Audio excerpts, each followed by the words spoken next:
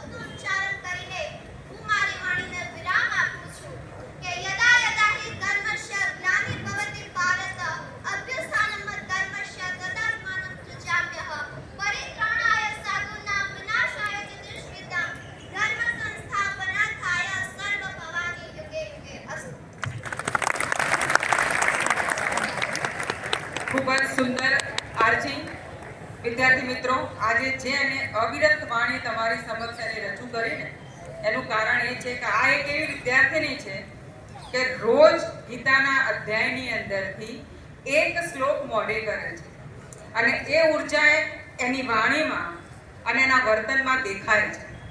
આ તાકાત છે આપણી ગીતા.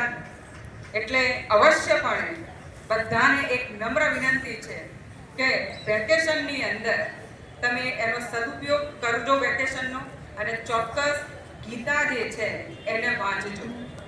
અને હવે એક મહાભારતનું પાત્ર દ્રૌપદી, એ પાત્ર એક પાત્રી અભિનય તરીકે આપણી વચ્ચે રજૂ કરે છે ધોરણ 10 કની વિદ્યાર્થીની મોદી કૃષ્ણ.